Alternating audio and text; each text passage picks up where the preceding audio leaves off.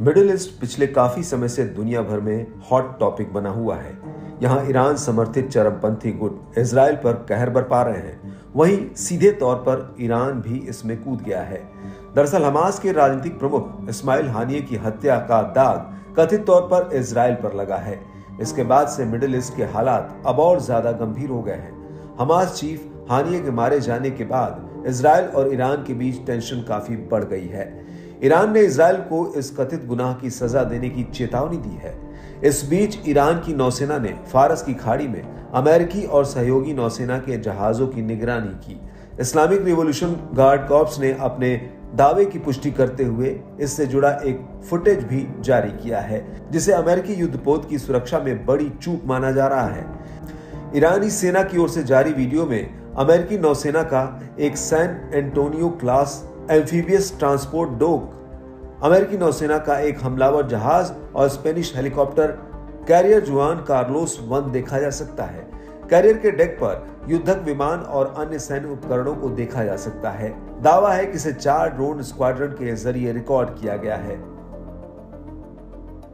खास बात है कि IRGC नौसेना ने अपने बेड़े में शामिल 2640 मिसाइल सिस्टम, ड्रोन और अन्य सैन्य उपकरणों को शामिल करने से जुड़े समारोह के बाद निगरानी फुटेज जारी किया। यह पहली बार नहीं है जब ईरानी ड्रोन ने अमेरिकी सैन्य संपत्तियों की बड़े पैमाने पर तस्वीरें खींची हैं।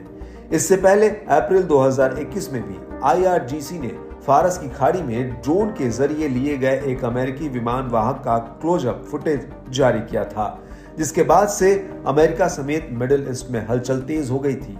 बता दें, इस घटना के बाद अमेरिकी सेंट्रल कमांड के तत्कालीन प्रमुख अमेरिकी कांग्रेस के सामने पेश हुए थे, जहां उन्होंने कहा था कि ईरान की ओर से ड्रोन के बड़े पैमाने पर इस्तेमाल का मतलब है कि कोरियाई युद्ध के बाद पहली बार अमेरिका पूर्ण हवाई श्रेष्ठता के बिना काम कर रहा था। बताते चले कि साल 2019 में ईरानी मीडिया ने हाई क्वालिटी क्लोजअप फुटेज जारी किया था, जिसमें फारस की खाड़ी में USS Dwight D Eisenhower aircraft carrier के ऊपर एक अबाबिल 3 निगरानी ड्रोन ने उड़ान भरी थी। ऐसे में सवाल उठना लाजमी है कि आखिर क्यों अमेरिका का आधुनिक तकनीक से लैस युद्धपोत ईरानी ड्रोन को ट्रैक नहीं कर पाया। बड़ा सवाल यह भी है कि क्या ईरानी ड्रोन अमेरिकी रडार से बच निकलने में कामयाब हुआ। अगर ये सच निकलता है तो अमेरिका के लिए बहुत बड़ा झटका होगा। तो वहीं इससे ये भी साफ हो जाएगा कि ईरानी ड्रोन चकमा देकर बड़ी तबाही मचाने का दमखम भी रखते हैं। इससे इजराइल और अमेरिका की मुश्किलें आने वाले समय में और बढ़ सकती हैं। गौरतलब है कि ईरान से आ रही लगातार धमकियों पर अमेरिका ने भी इस मामले में दखलंदाजी शुरू कर दी है। अमेरिका अपने सहयोगी देश इजराइल की ढाल बना हुआ है। हमास लड़ाकों के हमले के बाद से अमेरिका इजराइल का समर्थन कर रहा है।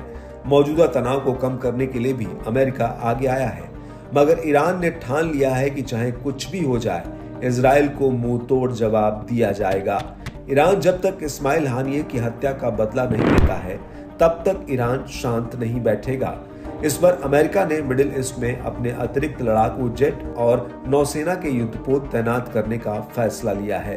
पेंटागन ने कहा कि वॉशिंगटन ईरान और उसके सहयोगियों हमास और हिजबुल्लाह के खतरों के बाद सुरक्षा को मजबूत करना चाहता है।